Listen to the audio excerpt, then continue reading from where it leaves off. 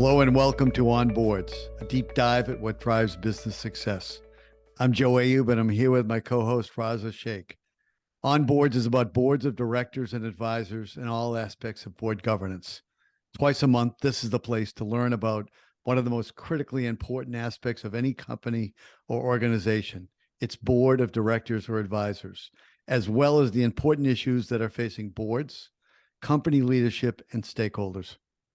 Joe and I speak with a wide range of guests and talk about what makes a board successful or unsuccessful, what it means to be an effective board member, the challenges boards are facing and how they're addressing those challenges, and how to make your board one of the most valuable assets of your organization. Our guest today is Meghan Juday. Meghan is a fourth-generation leader and chair of the board of Ideal Industries, a family business which has been in operation for over 100 years. She has served on the board of Ideal since 2008 and became its chair in 2020. Her leadership role at Ideal has given Meghan a unique platform to advance family businesses as a thought leader. In addition to her work with Ideal Industries, Meghan is a transformative family business leader who shares her expertise and vast experience through public speaking engagements, writing, podcast content, and consulting work. In addition to Ideal, she serves on the board of Kingsbury Inc., as well as several not-for-profit boards. Meghan was named one of the 2023 directors to watch by a private company director. Meghan sits on the editorial board and contributes to NACD directorship, contributes and sits on the editorial board for Family Business Magazine, as well as for private company director. She also works as a consultant focused on family and corporate governance and has served as the director of the Family Business Center at St. Joseph's University. She also founded the Lodis Forum, an international peer group for women to focus on governance excellence and peer exchange. Welcome, Meghan. It's great to have you today on Boards. Thank you so much for having me. I'm looking forward to our conversation. So are we. Let's just start with a little background about your family business and how you became involved with your family business. Sure. Ideal Industries was founded by my great-grandfather. Very humble beginnings, his mother's kitchen. He used pots and pans. So it was a very low-cost enterprise at that point. And it has been in the family for 107 years, 100% family owned. Ideal is a manufacturing company specializing in the electrical and infrastructure markets. And we have operations all over the world. What was it that brought you into the family business? Was that something that you had aspired to your entire life? No, it's funny. I did not. First of all, I was not a male. So I was never really expected to be, or nobody ever kind of talked about Ideal as a potential opportunity. I do remember going to the office with my dad on Saturdays. He would do filing, which I would help him with. I don't know how he ever found anything I put in. I think I was probably 8 or 9. I loved it. There was adding machines back then. I mean, that is just so satisfying. But although I liked my experiences and I did grow up with Ideal feeling like fourth sibling at the dining room table that we always had to compete with for time and attention, I did really kind of walk away with a strong sense of pride in what Ideal did. However, I didn't consider it an employer, mostly because at the time when I was graduating from college, the majority of the enterprise was located in Sycamore, Illinois, which is where I grew up. Super cute town, but very small. And it was super male dominated. You just don't see yourself there if you don't see other women there. And of course, again, it hadn't really been kind of spoken to me as an opportunity. And so I went off and messed around. I had no direction post-college. And somehow I just was super hot employment market, and I ended up getting a job at one of the big 5 consulting firms, which I loved. I worked at massive corporations, really doing a lot of project management and business analysis and organizational change, like all these things that kind of created this amazing foundation and working with all these people running around all the time. I loved everything about it. While I was there, I met my husband, didn't work at the same place, but kind of coincidentally at the same timeline, I met my soon to be husband. And that was when I kind of realized there were no women working at this consulting Mm. firm between the ages of 30 and 45 because you never really knew where you were going to get staffed. You could be the same place for 8 years, or you could end up different month-long engagements at various locations on a plane every week. They hadn't at that time figured out how to job share, how to remote work. So really, it seems like a long time ago now in terms of technology, but it really doesn't feel that long for me. And so I ended up deciding I was going to stay home with my son for a year. I was super excited about that and just wanted to be there with him. I got a phone call from my dad. I think I had a 3-week-old at the time. And he called me and said, now that you don't have anything to do, can you just come work on this project? But you know what's crazy? So like people talk about how challenging parenting was, and I was like all kind of ready to go. And that 3-week-old sleeps all the time. I was like kind of poised and ready for the big onslaught. Really, in my mind, was thinking, I do not know what the big fuss is about. This is fine. And so I said yes to this opportunity. Honestly, had you called me with the 6 months old, I would have been like, talk to me in 3 years. Yeah, are you out of your mind? Yeah, but it was perfect. And I feel so grateful. It was super. You really used a lot of the skills that I got in the consulting practice and ended up taking a lot of that and bringing it to the family as well. But it also allowed me to work remote. I've been working remote for 20 years. Right. Although I did have to travel a lot, for the majority of the time, I was there present with my children, could take them to the doctor's office and go pick them up from school. And those things, they're so important. And I just had felt like it was like such a gift. Especially then. I mean, really, Yeah, it right. was not typical 20 years ago to be able to work remotely in a job of this caliber. So you learned about your family business while still being able to spend time with your children, a nice combination. And sometime in the early 2000s, you began to really get involved in the governance of your business. So just Mhm. talk about that, if you would. Yeah, I came in on the family governance side. So I came in to try to help engage the fourth generation, which is my generation, in family governance, recasting the family governance so that it was really relevant to all family members, not just the third generation who had started it. Soon after, became family council chair within a couple of years of me coming in and working on this. And as part of that family council chair role, I was offered a seat on the board. And that's when I really started getting very intrigued at the interplay between family governance and corporate governance. Mm. I think in talking with other families and my exposure with them, a lot of times family businesses will have a very strong corporate board and they'll put a lot of money and time and investment into it, but they kind of starve the family as like something that's not important. In my mind, I really think that family governance has to be equally invested in and taken just as seriously because you'll find, I bet you, there are so many family businesses who ran into this problem where if you had a weaker family governance or a major business issue so that the board was kind of not handling or missed a step on, the family will start getting involved with the board and trying to make business decisions, or the board will start hedging against the risk of the family and start getting involved on the family side. It's when you have that crossover, it's super distracting for management and it's very unproductive. And so my rule of thumb is family businesses should expect to spend and invest as much on their family engagement, risk mitigation, and family education as they do on their corporate board. A lot of people think that that's crazy, but I think it's irresponsible not to.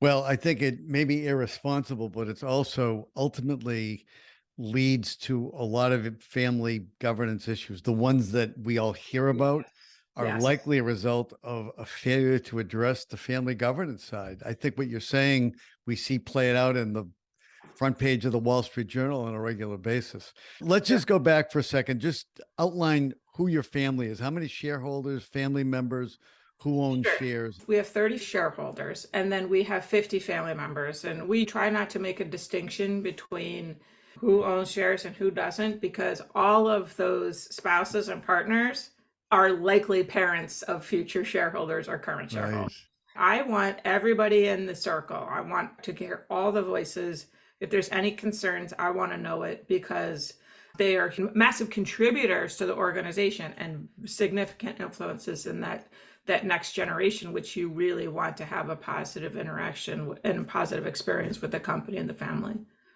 But you only allowed people who are blood relatives to actually own shares. Is that right? Yes. How did that decision come about? That was mostly enacted by the founder, J. Walter Becker. And by the way, the only reason why we own this company 100 years later is because of estate planning. Mm. The stock was put into trust. It's been passed down, super proactive estate planning. And I really owe it a lot to that second and the third generations as well, because they limited their current growth for the future benefit of generations. And I think we owe them a lot, because we wouldn't be here without them. Great foresight on their part to be very focused and organized, really, on what was going to happen to ownership of the company. Meghan, when we last spoke, you defined family governance as the structure necessary to keep disorderly system of a family ordered. What do you mean by that? And maybe talk about that structure that you guys have put in place for your family governance. I think that the family, like any system, really wants to kind of descend into chaos. A lot of decision makers, a lot of influences.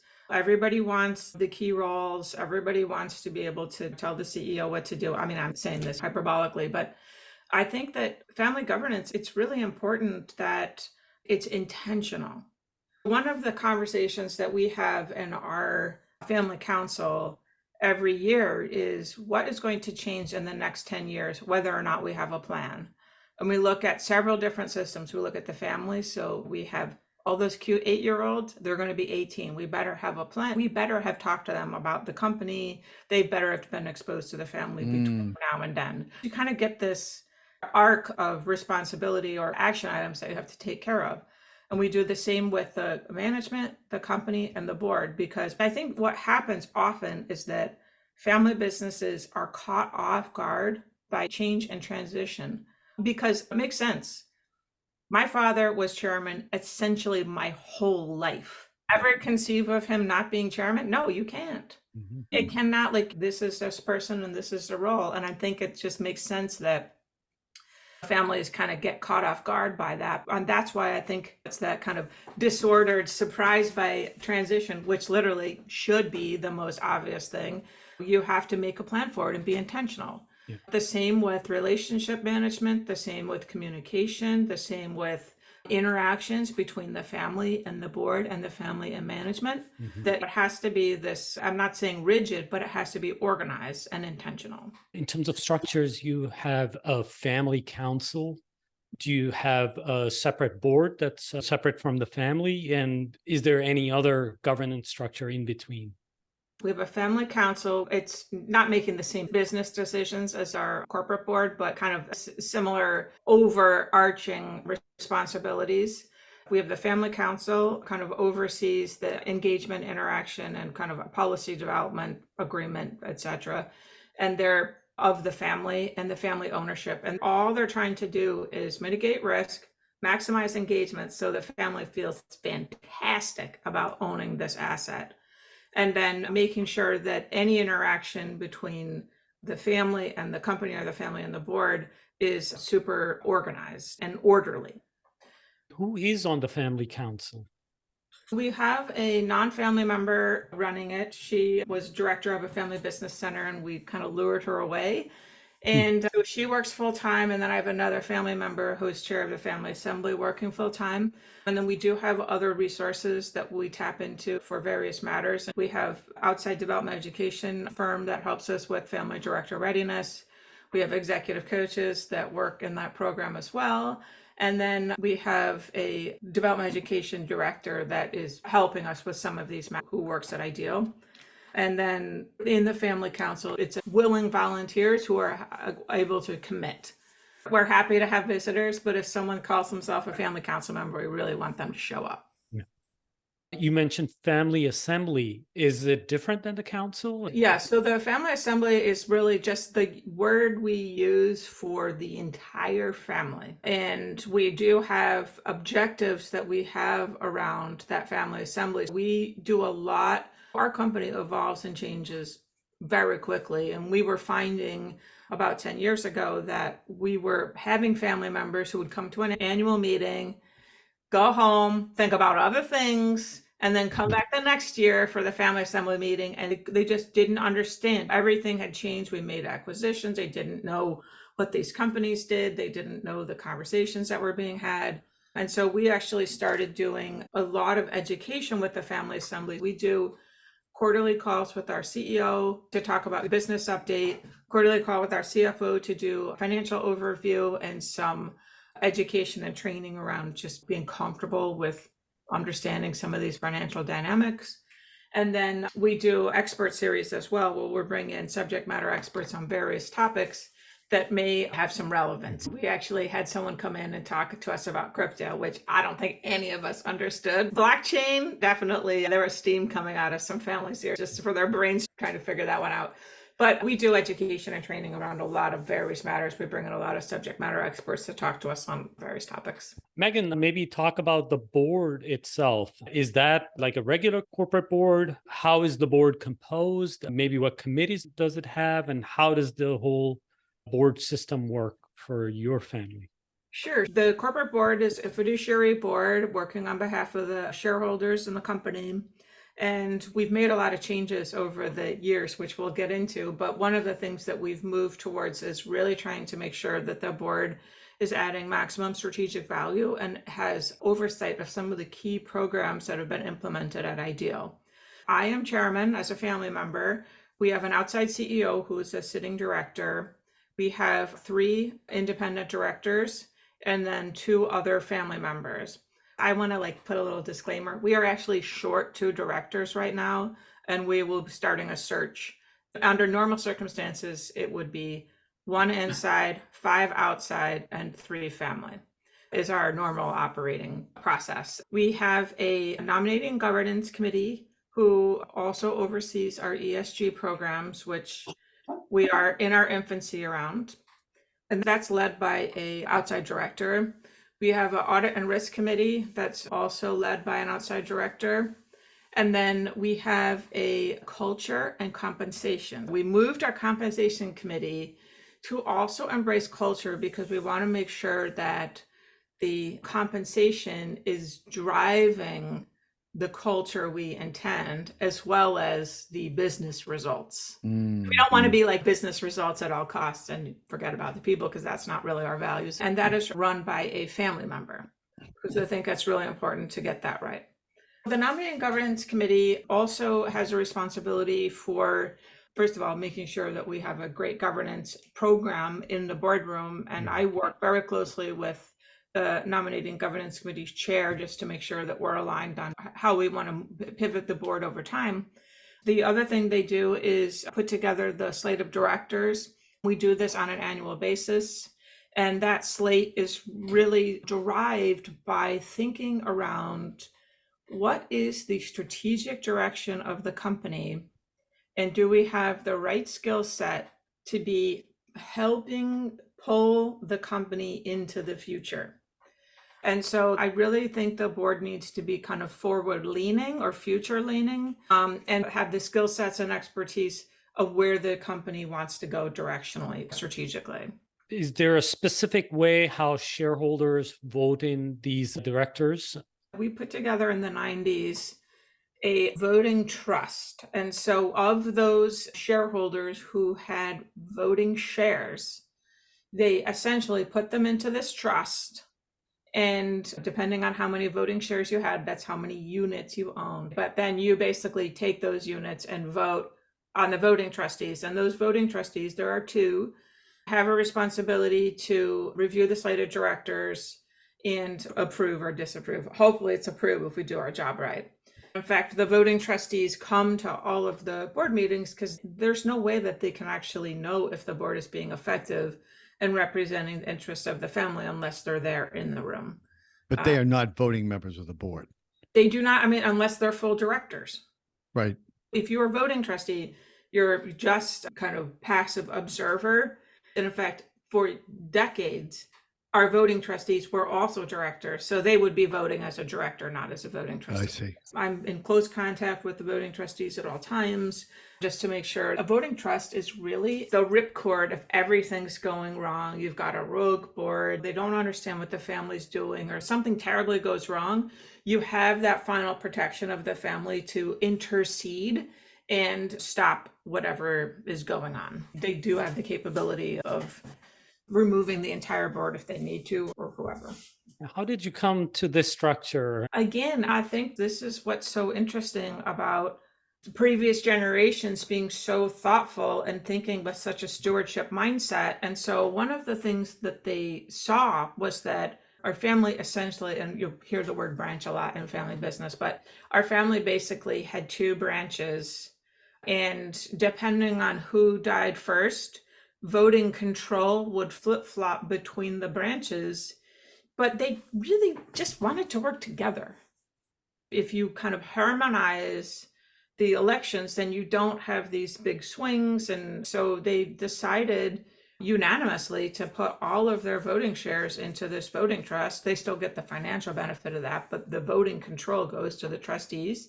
And the people who own voting shares, they can remove a voting trustee at the drop of a hat as well. There's like a lot of moving parts in making sure that the voting trust is working on behalf of the full interest of the family.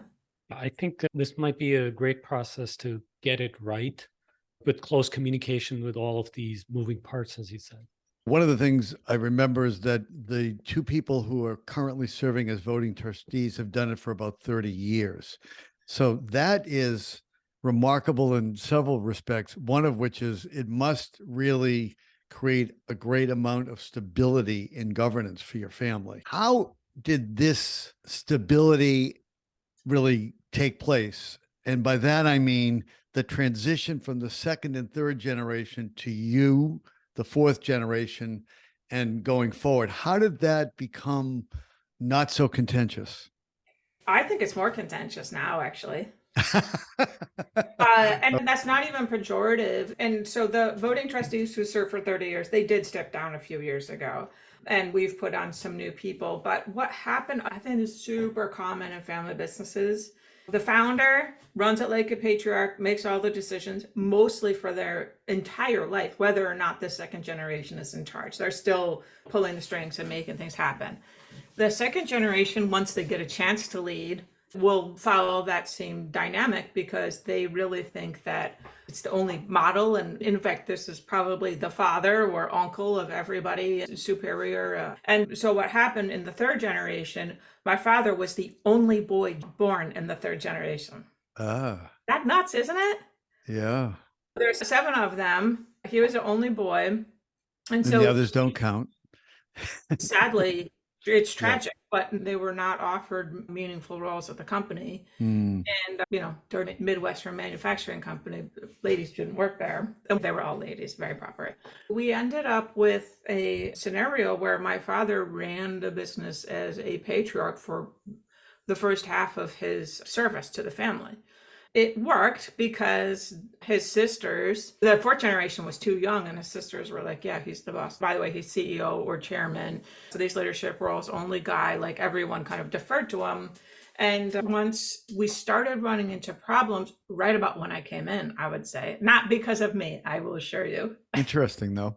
But that fourth generation was starting to come of age and say, like, who is this guy? He's not my dad. Well, he was my dad, but like my cousins were saying, he's not my dad. He's not the leader. Like, I want to have a say. So his leadership model just wasn't effective anymore. And so we made a lot of changes in the family governance to try to adjust for that. But now this is what's happened. I became chairman, the first woman really family leader ever, and the first female chairman ever in the history of the company, and the first time we've had a woman in a senior leadership role in the family. And of course, it all happens over COVID, which was terrible timing. Although it was planned and everything, it was just crappy timing. What happened was I realized that I can't make these 50 people do whatever I say. And by the way, the company is way too complex. The family is way too complex. So that if you only had one person's ideas being executed, we would be missing out major opportunities.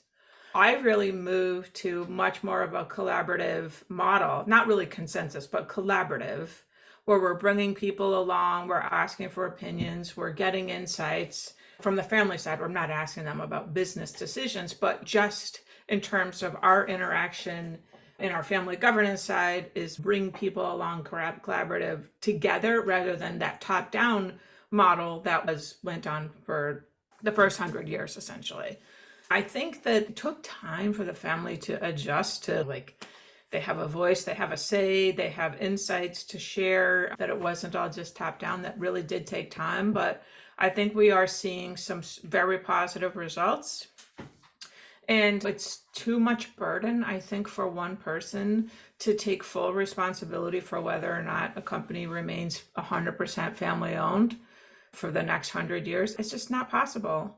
Because then I was finding myself getting frustrated with family members who were doing things that was making it really hard for me to carry the entire family. Right, right. And then I realized, oh, I mean, if the family doesn't want to remain family owned for future generations, well, let's not do it. It's not solely my responsibility, which, believe me, which sounds so silly, but because of the way that I was grown up and the way that I have seen previous leaders, I really did feel like it was only my responsibility and that no one else was going to be held accountable. And I can't tell you, in doing my own work over the pandemic, how freeing it was to realize that we're all going to be responsible. Yeah, I'm going to do my part, and I'll probably do more of my part just because like of my role, but I'm not the only one responsible. The rest of the family has to agree that this is how we want to go too. It's funny, I talked to my dad a lot, who kind of ran the company and the family with a lot of oversight, I shall say. And this makes him uncomfortable. Mm. And I can see why, because the other thing is that the family don't have like a developed generations history of being seen as a participant and a collaborator. And so it's kind of hard for them to wake up and say, yeah, this is on me. We got to make this right. So your father has accepted what you're doing, obviously, even though it may make him uncomfortable, because he must see that the evolution has actually addressed, let's say, some of the issues that the first couple of generations kind of passed on to your generation. Yeah, Is that fair? I know it is fair. I mean, he will voice his discomfort mostly because of his past history. He always felt like he was the only person responsible and he has to follow an authority, he has to do the duty. My thing is, hey, we're all in this, we're all responsible, we all have to take ownership. And if people don't want to take ownership or it's a consensus that they want to do something else, then let's go do that. When we talked earlier, you mentioned that there was a branch of the family, a small but vocal branch that was very difficult for a long time, and that has shifted. And I wonder if you could just talk about how that shift took place, and then we'll move on to the transformation of your board. Yes, the disclaimer here, you can only go day by day with the family. So I would say today it's good. Tomorrow I may be like crying in my pillows. It's just as you just never know what's coming up. What happened was we noticed, my generation, that we had some dysfunctional communication dynamics that were really making it hard for us. We had all this amazing governance, but it was really making it hard for us to make proactive steps forward. And so a bunch of the fourth generation, I was super proud of them, decided that they did not want those kind of dysfunctional dynamics to be continued and passed down to their children as it was to us. We did a big search and we hired a licensed therapist who specializes in family business dynamics. And we did therapy as a group every 2 weeks for 2 years. And we did a lot of like one-on-one therapy as well with the therapist. And it was so unpleasant. It was like over the pandemic, everyone's stressed out anyway. We're doing all this work. People are upset about, not with the people, they were upset about things that had nothing to do with the people in the group, but they didn't have an avenue to go out to the other people. They might have passed away. A lot of the issues that we have started in that second generation, and they've long passed away. And so a lot of it kind of got transferred to me as the current leader. And so it was super challenging and very stressful. However, we made progress. During that therapy process, it really brought the rest of that fourth generation along and said, like, here, we've done a lot of really strong and powerful things. And we've now seen all the opportunities given to those family members who feel disgruntled.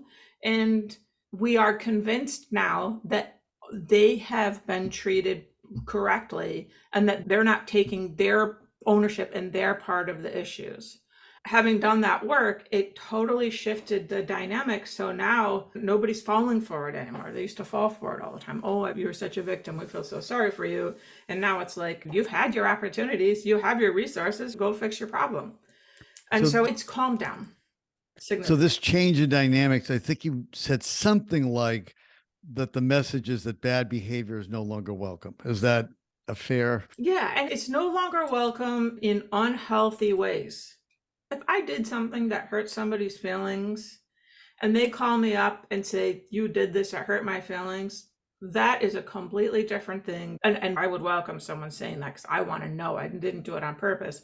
From like someone being passive aggressive or nasty over public emails in the family and all that hoopla around that. Right. Well, that's what I was thinking about when I said bad behavior, because it sounded like you were taking a lot of flack for a long time, and the rest of the family kind of came around to really stand with you, if you will, on this. And it wasn't just with me. It was for the benefit of us all that this stopped, which I feel very grateful for. Right. Let's talk then about the transformation of your board. Talk about what you inherited as a board and what has happened to it and how you did it. When I started as chairman, I had 5 outside directors and 3 family, including me. And I was like running into issues. I was named chairman February 2020. By March 1st, the sky had fallen in the pandemic. And so I did not have time to really orient myself to the new role, orient the board and what we were trying to do. I had talked with our CEO and our nominating governance committee chair before I started of this is a mission I think we need to go on. I think we need to move our board from being kind of quiet fiduciaries to super interactive strategic contributors.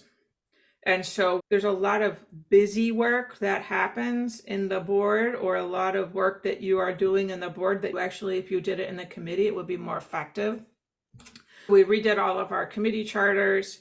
We redid our board agenda to leave space in our board agenda for open discussions. Nobody's rushed. We added a board dinner the night before. We added in-person committee meetings the day before. The board was also spending more time together. And we were inviting anybody who was presenting the next day to the board dinner so they would get to meet people and talk. We've added board education. So we do 2 board education sessions a year. We've included doing an enterprise risk management oversight into the board. We report on that 4 times a year at the Audit and Risk Committee. Cyber, we just kind of went through this huge body of work and really moved the board to be very strategic. That was kind of the goal, and we're there. But I was realizing that I was getting a lot of pushback with some of the directors that were coming to board meetings, not prepared to engage straight into conversations. They were expected to be presented to, et cetera, et cetera. I felt like there was some undermining also going on. I had a director who offered to be chairman, and I could just stay on as vice chairman. I was like, oh my gosh, that's so nice. He's like, well, I'll mentor you. I was like, that is so nice. But how about this? I still be chairman and you still mentor me. And he was like, oh no, that's not going to work. Stuff like that too, which I just thought was weird. Yeah. But I'm going to say, not surprising given the culture. What you're just describing as a massive cultural change that took place in a relatively short period. I mean, it was brewing for a while, but you offboarded, as I recall, 4 directors in 2 years. Yes. And for a family business with a relatively small board, that's pretty significant. When I moved the first 2 off, they had been on our board for a really long time. And by the way, all these people are wonderful people. But one of them had been on our board for over 20 years. Like, that person's not independent anymore, even if they're trying to be, you know? I think once I moved 2 people off, there was like more of a backlash. I need to tell you one thing that just blows my mind. There is this Ernst & Young study. They do it every year or every other year. And I can send you a link to it. But basically, they talk of the directors that they interview. Do you have a director on your board who you think's not adding value? 50% of respondents say yes. Right. And then like another 25 say 2 directors. It was the It's same, crazy. the PwC annual Oh, result, yes. and it was one of the most striking things in the entire report. Because if that's true, what are you doing? That means you're letting your board be a lagging indicator. I mean, you So used the term true. when we talked leading edge. Yes. And I use the term when I talk to people that I'm working with. You can't let your board be a lagging indicator. It should be a leading indicator. I totally And agree. but it's hard.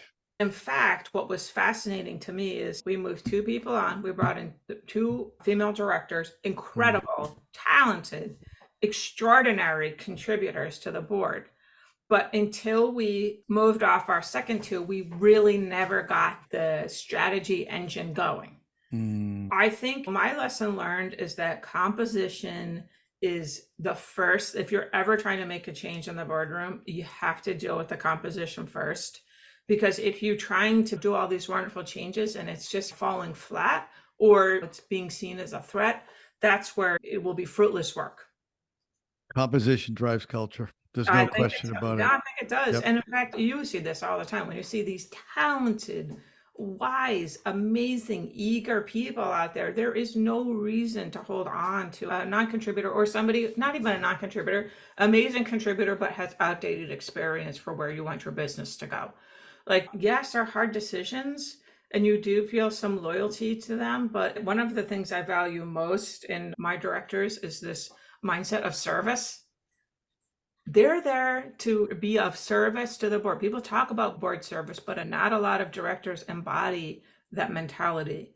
And that to me is so valuable, is to have somebody who's like, yes, I want to do the right thing for the organization, even if it means me being in the room is the right thing. Right. At the highest level, that's what a board member should be thinking. Right. He or she should be thinking, am I still a serious enough contributor to continue?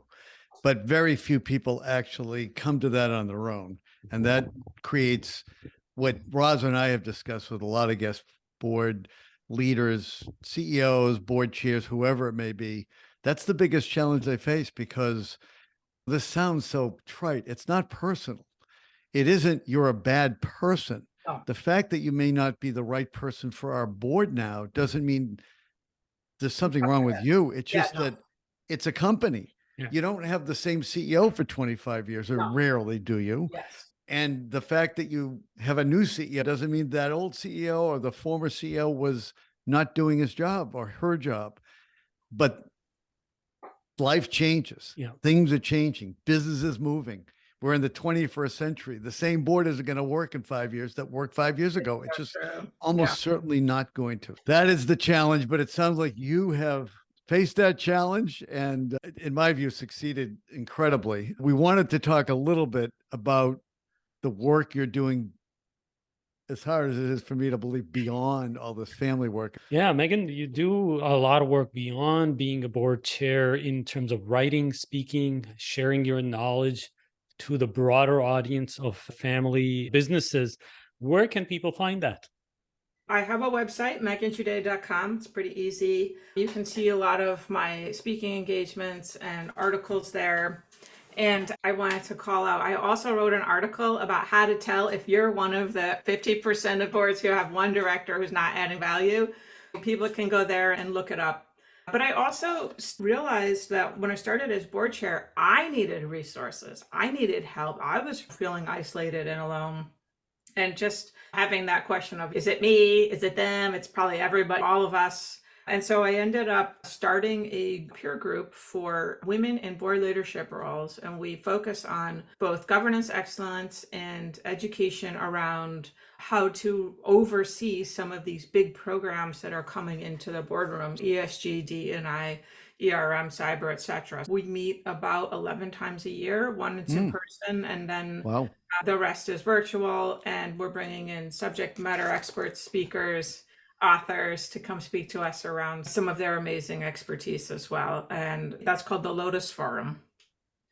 We will post that on our website Please. along with Yes. this article, which I think would be great to have. I'd Yeah. love to see it. Meghan, it's been fabulous speaking with you today. Thanks so much for joining us. Yeah. Thank you so much for having me. I loved our conversation. Thank you. And thank you all for listening to On Boards with our guest, Meghan Juday. Please visit our website at onboardspodcast.com. That's onboardspodcast.com. We'd love to hear your comments, suggestions, and feedback. And if you're not already a subscriber, please be sure to subscribe to Apple Podcasts, Spotify, or wherever you get your podcasts. And remember to leave us a 5-star review. Please stay safe and take care of yourselves, your families, and your communities as best you can. We hope you'll tune in for the next episode of On Boards. This is the last episode of our 7th season. Season 8 will be coming soon. Thank you very much.